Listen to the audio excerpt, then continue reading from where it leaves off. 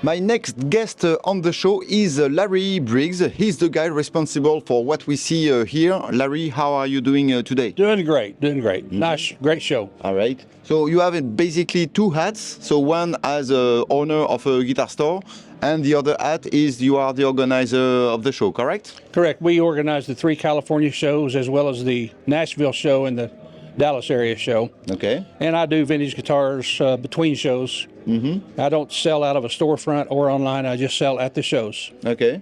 And where is your store? It's in Oklahoma and Tulsa, near Tulsa. Okay. And it's people can check what you have on the website and everything? No. No? Okay. I don't have a web presence for my inventory right now. Okay. I just sell at shows, basically. Okay. Excellent. So give me the story. How did you start the adventure of being in the vintage guitar business? When I was about 26 years old, I was already buying and selling vintage guitars, out of my car trunk, and started a little shop at my mother's house, selling weekends. Then I bought a music store in Tulsa and started combining the foreign import inventory into vintage, trading for vintage. Okay. And I started in 1970. Oh, okay, that's a long time ago. So yeah. I guess, can you tell me what has changed in the vintage guitar market since the beginning and now? Well, in the 70s, it wasn't even considered vintage. It was used merchandise, and it took 8 or 10 years for the vintage thing to catch on. Mid to late 70s, and of course the prices have gone up and down since then, but mostly upward. Yeah. So. I came here with my good friend Olivier from Lead Music, who has a store in Geneva. Yes. And he told me that you are the one who brought pearly gates to Billy Gibbons. Is that true? I did not sell pearly gates to Billy Gibbons. I've sold Billy Gibbons many instruments, but not that particular one. Ah, okay. So tell me a story about Billy Gibbons, because he's super famous. So I first met him in 1979. He came to Tulsa to do a concert back when he wore cowboy hats and cowboy boots and no beard. Okay. And we developed a friendship, and so through the years I've sold him lots of amplifiers, and he even bought me a birthday cake one time backstage. Oh yeah, nice. Chocolate cake.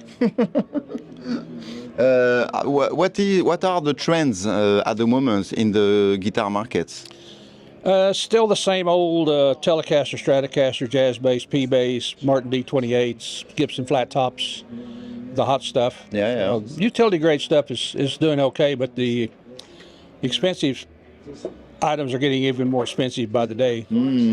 I heard a couple of times the theory that now that the baby boomers are getting older and older, and some are dying, so the collection are being sold, and that maybe eventually there will be so many guitars going back to the market that it will kind of go down in value. But I heard that story like about 10 years ago, and I don't see the prices going down. So what do you think? I think we've got new people entering the market every year, even younger investors. Okay. Maybe they don't even play guitar, or buying expensive guitars instead of putting in retirement fund. Yeah. Okay. So it's not going anywhere, and it's still going up. Yeah. I think so. Yeah. I think so. Okay.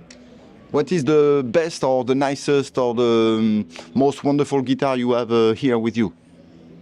This show probably I have a '59 Esquire. This almost dead mint, very lightweight, and it's cleaner than any Fender I've ever owned, probably in 50-some years. Is that the one on the table? Yes. Yeah. Ooh, I saw that. I had some saliva, going out of my mouth because it was so nice. And so it's still possible to find this kind of instrument? Oh yeah. Yeah. Okay. It just never ceases to amaze me. Okay. Tell me a little bit more about the show you organize. So, do you have the same amount of people every year, or is it stable, or it depends on years? Or well, in Orange County, the January show seems to be more well attended. We do the Bay Area show, and it was a barn burner 2 weeks ago. And this show had really good attendance on Saturday. Sunday's a little bit slower, but it's turned into a very successful venue here. Yeah. So I suppose you have people like me who come for the NAMM show, and they keep a day to come here? Yes, and especially since NAMM closed today on Sunday, Yeah, we've yeah, got several more NAMM guys than normal. Yeah. Because you are always, this show happens in Costa Mesa, Saturday and Sunday, right? Friday for the dealers set up, and okay. then Saturday and Sunday for the public. Okay. So when you mean setup, is that just for the people to set up, or is that Just for vendors and VIP buyers, like from overseas, they come in and they okay. buy a $200 ticket for early entry. Okay. It's good for all 3 days. Okay, excellent. Again, Larry, thank you very much for having me. I had a blast here going around and see some amazing guitar, and I did a couple of interviews here and there. It was also a big pleasure to see the Jimmy Bryant guitars, yes. the prototype of the Stratocaster and everything. So many cool instruments here, and and you have to pinch me to make sure that I am not dead, because it feels like I am in heaven, right? Yes, Yeah. absolutely. All right. Thank you very much for your time, Larry. Thank you, sir. Cheers. Bye-bye. Bye-bye.